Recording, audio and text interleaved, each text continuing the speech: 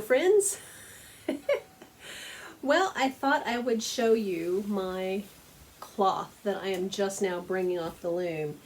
This, I think, is really, really pretty. Now, I wanted to show you the end because it is, I think it's one of my favorite places in the cloth because I took the weft yarn, no, I took the warp yarns, I get those two. I always say the wrong one first.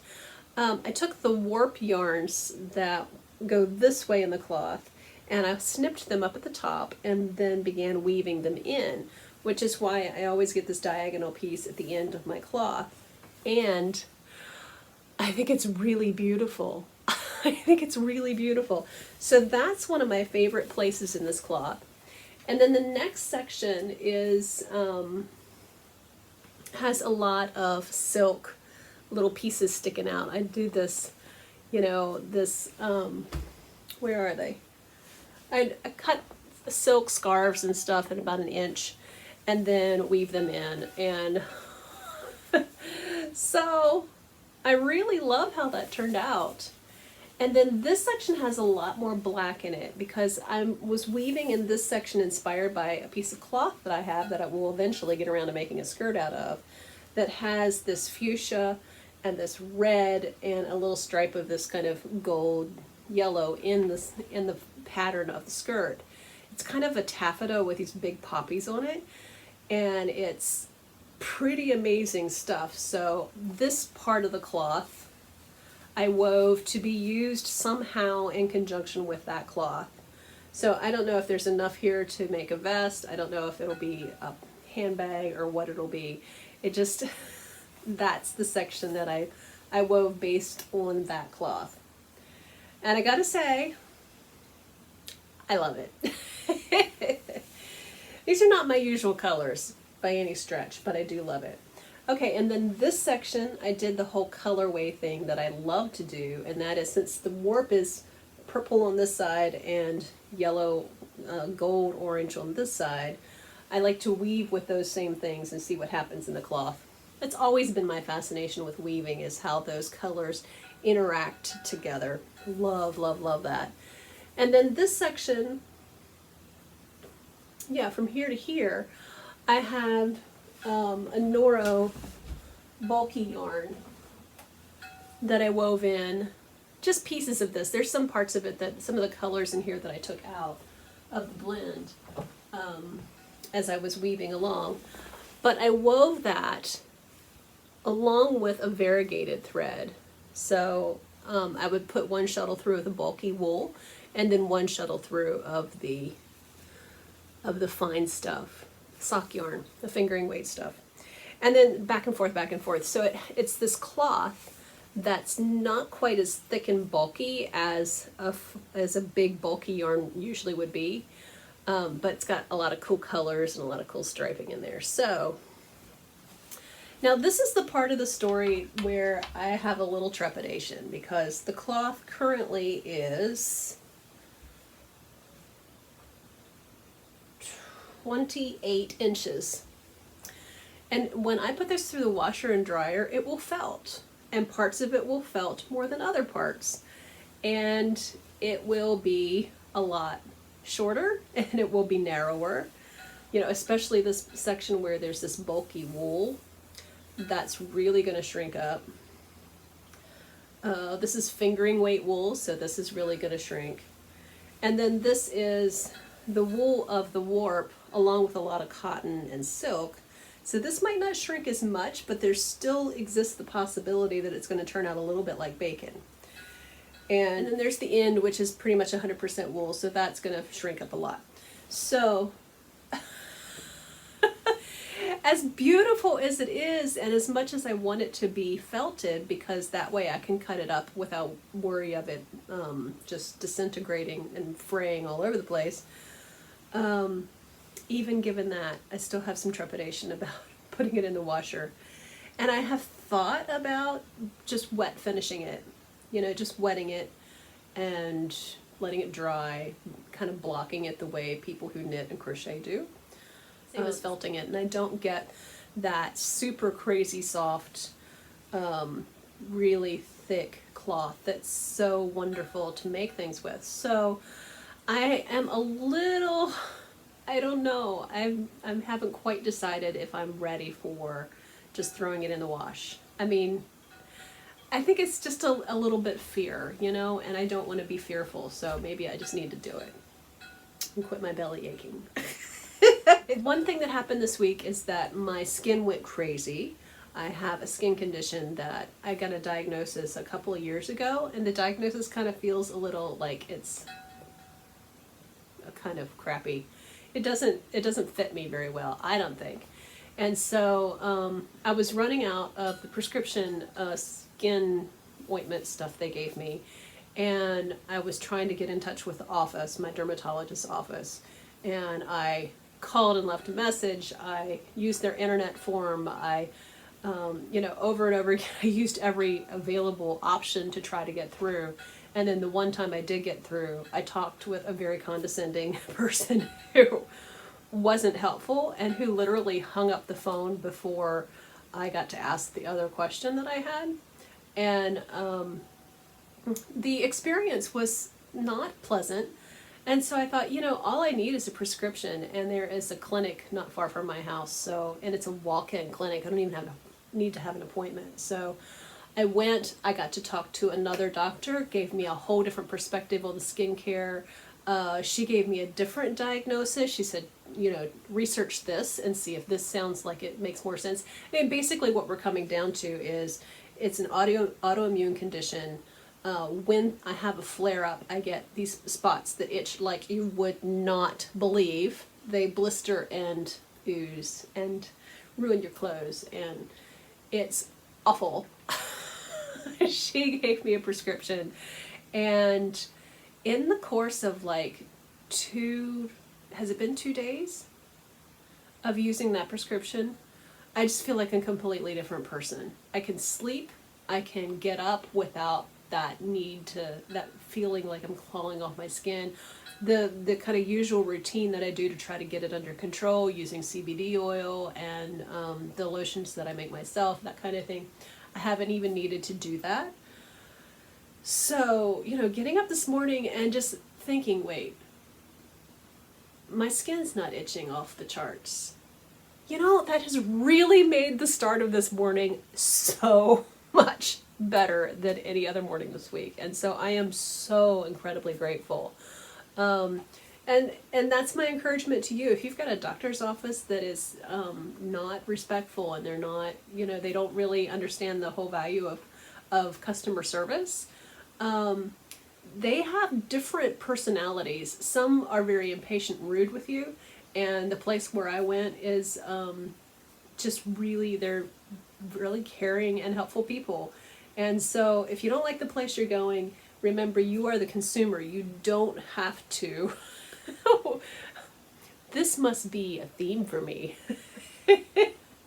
You don't have to put up with being treated disrespectfully by healthcare professionals. Go somewhere else. And that was my free public service announcement of the day. Another thing I did this week is that I ordered yarn. And this was a bit of an expense, but I'm glad I did it because this, I'm trying not to fall off my chair here, because this is the love of my life. Can you tell this is my color? I mean, the first one of these, I used it completely up and pretty quick. And this is magenta. Big surprise, that's my favorite color.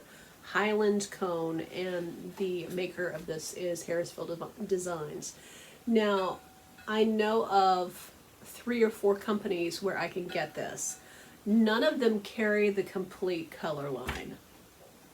So, literally, I went through the list of the colors that they make and crossed off the ones that I have, crossed off the ones I didn't want, and then set about finding them, which meant ordering from a bunch of different companies. And even at that, 2 of them are back ordered and aren't here yet. So So then most of them came. I have two that are outstanding yet. Most of them came, and I had to rearrange the wall to get that row. So this whole row across here, and that one, and that one. All of those are the Harrisville Designs Highland worsted weight wool. And I'll tell you, this stuff is really great warping yarn, and it felts up beautifully. As a matter of fact, the first project that I ever did on the Wilhelmy Loom, which is my husband's version of an Inkle Loom, I did with that Highland Harrisville Designs wool, and felted it, sent it through the wash, and this is how it looks. I think it's fantastic. And this was my test strip, so I was really interested to see with this kind of weaving, in this case, the way I wove it pretty loose because I wanted it to match the cloth. When this stuff felts, I wanted it to match that stuff. I mean, not color-wise, but I wanted the texture to be the same so that if I were to make like a tote bag or a handbag or something like that, that it would be, you know, that strong felted cloth. So this was my test stripe, test band, and I really loved how it turned out. I mean, I have some variations in thickness, and that just showed me I needed to be careful. You know, if you weave for 10 minutes and then go do something else and come back, you may actually weave with a different tension. It's completely unintentional. And the other thing I learned is that it doesn't matter what you use in the weft yarn on this, it's not going to show. So basically, pick something. There's no point in changing colors. You can see here I tried to change some colors. There's just no point. And what you may run into is that one color may felt at a different rate than the next color, you know? So, and here, I'm not sure if this is, but look at this. This is a really good example actually, because I would look at this and assume this is a tension issue, but look, this is where I was weaving with red. This is where I was weaving with purple. You can see the ingoing and the outcoming. And then here I'm weaving with this kind of school bus yellow. So look, this color, the purple, felted at a different rate than this one and this one. So it makes it kind of things that make you go, So what I learned was it's important that you choose the weft colors that you want, and then just pick a color, and it could even be just a natural, and weave the whole thing, the whole strap with that. And then you won't have these color changes that make the shape, that change the width of the thing. That's what I learned. And since then, I've made a couple of other pieces on here, but this is still the thickest and fluffiest piece. So I am really delighted to have this worsted weight, 100% virgin wool in stock, that I can make a bunch more of these in all the colors. All the colors. So, it's time to think about what's going on the loom next. So, about one, I was in a store and found colorful gloves, and I pretty much just fell in love right on the spot. They're soft, they're pretty, and I was able to find a yarn to match them so I can make something, a scarf, a hat, something.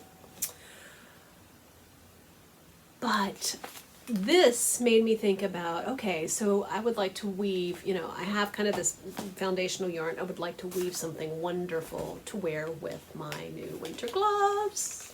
Aren't they fun? Hi there. I have a weakness for Downton Abbey 1920s Miss Fisher matching hat, gloves, and scarf combinations. I have absolutely. So we're going to fix that. Secondly, I have started a Austrian Dirndl, which is a European costume that has been in use for centuries and still in use to this day. And the underblouse and sleeves are in a piece of cloth that's this color. And so I hunted down this yarn because it wasn't available from, I knew this was the right color. It wasn't available from the place where I found my first skeins, so I made sure I had enough yarn to do something. I want kind of an overlander, big bulky neck scarf thing. So that's why I have this. And this is a beautiful Rowan pure wool worsted, and this is a superwash. So, and that color. And as far as the rest of the dirndl goes, I intend to make the skirt with a charcoal gray. And then for now, I have this pinstripe vest that I'm going to wear instead of making the dirndl top at the moment. And then maybe I'll get around to making, I got a lot of projects going, and I don't know how to choose what to do next. I really don't. Also, another project that I'm thinking about is doing dishcloths in cotton because it would be fun. I'm all for having as much of my home handmade as possible, and I've never used a dishcloth that I have made myself. So I have picked these 3 colors to combine with the white that's on the wall right there to make a dishcloth for my kitchen. And because my walls are green and I accent with my favorite colors, so kind of works out. My walls are just a slightly little bit more of a tonal color than this, so it'll blend really well. And that's just 3 projects that I have in my head. It's always, some mornings I wake up and it's just like, wow, that would be so cool. And I'll come in here and draw myself a picture or write down a description. I've just came across a couple of descriptions, a couple of projects that I want to do. So right now I'm kind of, I've got this and I'm ready to throw it in the wash after a really intense prayer. And then I am not sure. I'm not sure what comes next. Oh, and I forgot to mention, Xavier and I were trying to figure out how we even came across this auction yesterday. We were talking about it. How did we even, first of all, our auction company is spending money on a Facebook ad buy. So I've been seeing ads for them. Also, because Xavier's closet situation was a little bit tenuous, he had his shirts hanging in the doorway, and he had a couple of boxes with shirts and socks and stuff. And so we were like, we could just buy you a piece of furniture to put in your office that would be a closet, because there was a closet in there, but it kept getting mold inside, so we just ripped it out. Well, he hasn't had a closet since. I love my husband's office, but this is the doorway that goes in there. And this is the table. And it's piled high with clothes. And this is the filing cabinet. So basically, the whole room is like a fortress of clothing. I think we can maybe change that. I don't know. Okay. We'll see. Okay, you see, this is simply one big section here. Yeah. Oh. Okay. Yeah? That's crazy. That is crazy simple, isn't it? That's why it has that weird thing in the middle. Yes, correct. And a piece of gum, which I Oh, think yes. we'll leave with them. I didn't pay for the gum. You charge extra for the gum. That's right. All right. Isn't that perfect? And then that piece comes off. Yes. So this guy here can already go straight out. And then there's a bottom piece. Yes. So there's like 4 pieces That's and that's it? Yes. The crown molding that holds it together. Left side, right side with the center door. Base. Bingo. Wow. Do you think this thing would have been like used as a trunk? For traveling. I don't know, but it's definitely done by somebody with brains. And it's all dovetailed together. Okay?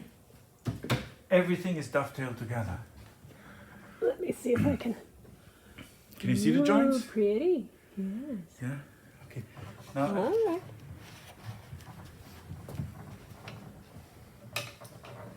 Here it goes. so they were quite right with saying it comes apart easily. Yeah. And that is the top. How cool is that?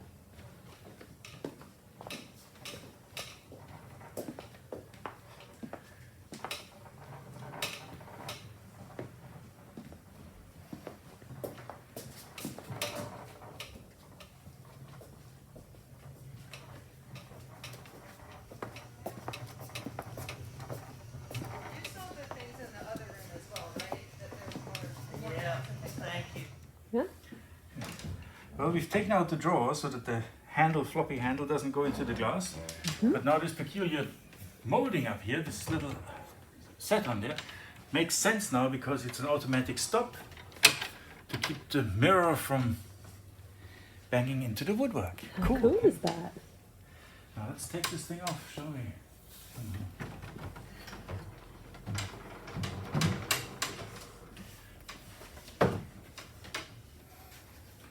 Okay, shall I put this down and help you? So we were going to check out this piece of furniture that we were thinking about buying so that he would have a place to put his clothes. And I came across some things, and I was like, I wonder if those are, I wonder if I'd find my family genealogy information in there. So I decided I was going to go ahead and bid, and I bought this little package of books. There are 4 books here. Wanger Family History. This one is 1727 to 1959. So I didn't know, I had never used anything like this. I had no idea how you would use something like this. So this is Wanger S. Shank Family History. And then this thing is a 2-volume thing. This is a Wanger book index. And this is the index to the book. So I've never messed with anything like this. I was flipping through it at the auction house and like, how does this even work? But I have kind of got the hang of it now. I thought, well, how hard can it be? I'll just watch a YouTube video and I'll figure out how to read the book. Well, the beauty of it is that I could go in and look up an ancestor's name in here. It would send me to a page number, and then I could look at the information on the page, and boom, there's an ancestor. And guess what? I'm in here. And my friend who lives in a tiny house in our backyard, she's in here too. So it's really, really, really has been so much fun to pull out my own genealogy. I had a couple of pieces of paper left. I'm not sure what happened to the rest of it, but it's okay. I have most of it and I can recreate it. I have a file on my computer, so I have the information. That's not a big deal. So I have been playing research. Oh, by the way, I always wondered what the name Wanger meant. And actually these are this is the Wangi foothills south of Wingen in Switzerland. So basically Wanger is named for these glorious mountains in Switzerland. So, there's a lot of, like, in my community, in my, like, little subculture of Mennonites, there's millers, there's weavers, there's all these names that are pretty self-explanatory where they came from. But Wanger, I was always like, what does that even mean? And it's named for this part of the Swiss Alps. How cool is that? So, it's been fun. So instead of weaving, instead of sewing, I have been completely down the rabbit hole doing family research, and it's been a lot of fun. There are a lot of Mennonite pastors in my heritage, and I found one guy. I'm a Mennonite. I mean, we've talked about this before. I found one guy who's a weaver and a Mennonite, and I just had this little moment because I'm a weaver and a Mennonite. I think I talked about this on the last video, so I don't need to rehash all that, but gosh, that was fun.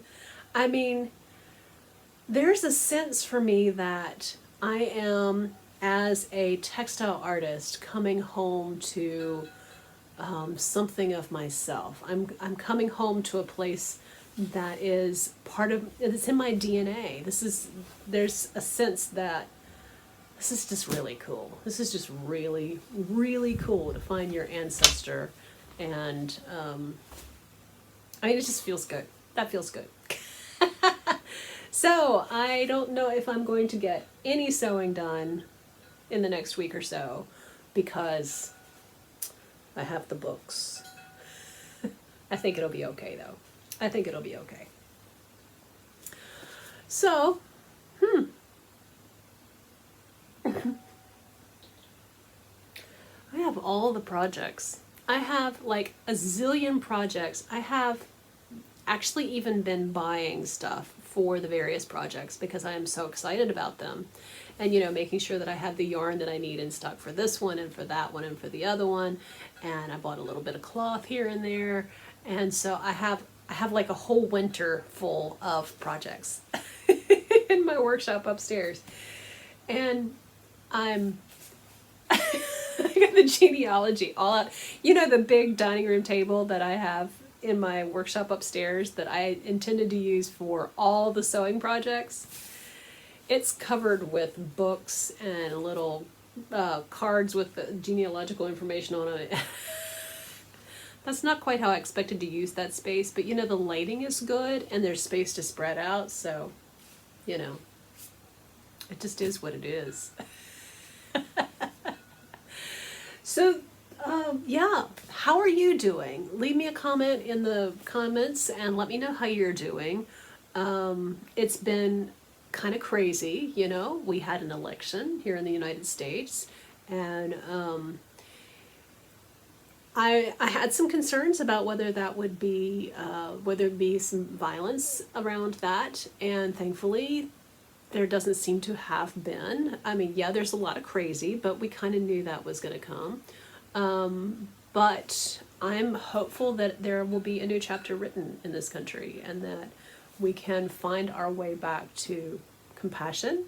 We can find our way back to caring for the environment, that we can find our way back to civic discourse that is respectful of our shared humanity, even if we don't share a lot of the basic ideals.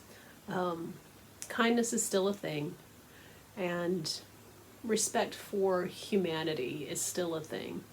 And I'd like to say respect for an office is still a thing, but I don't know. Some presidents leave a mark on the office itself, and it's gonna take a while to bring. See, this is the whole thing of reaping and sowing.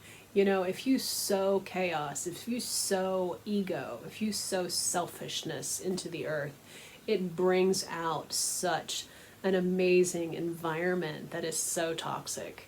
And if you sow kindness, if you sow respect, if you sow gentleness and just basic level self-control into the world, a lot of things are possible. A lot of things are possible.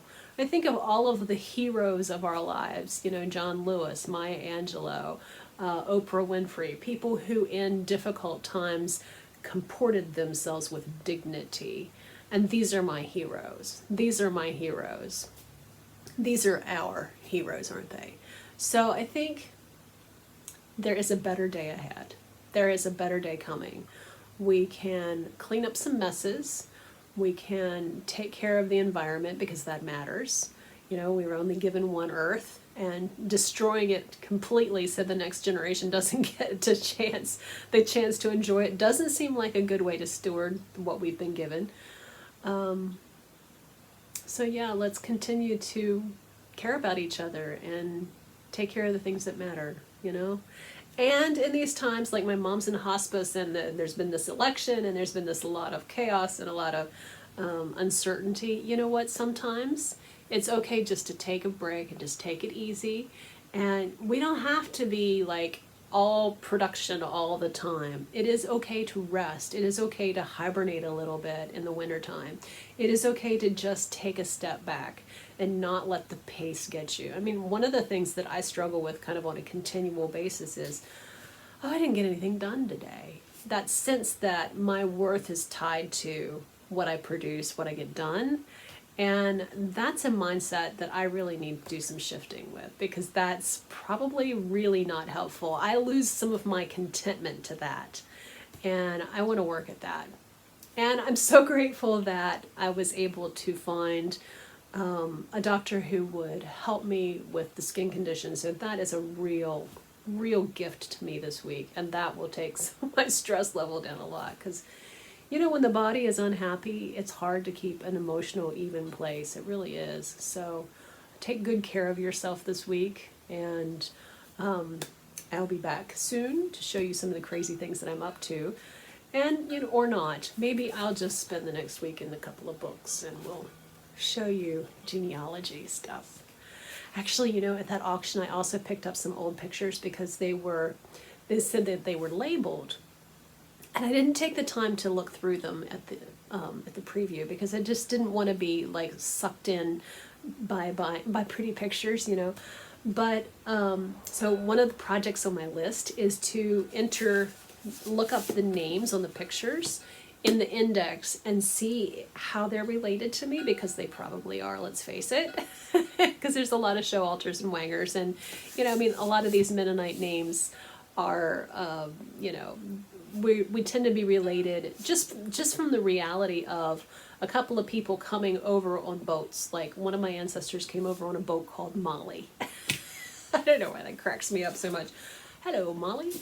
And then, you know, bunches of kids, you know, dozen kids here, dozen kids there, I mean, suddenly there's a lot of Mennonites.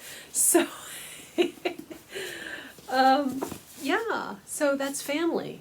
These people are family. I mean, there's cultural Mennonites, and then there are people who are adopted in. There's Mennonites around the world that are not necessarily genetic cultural Mennonites, but they are Mennonites, people of brothers and sisters in the faith.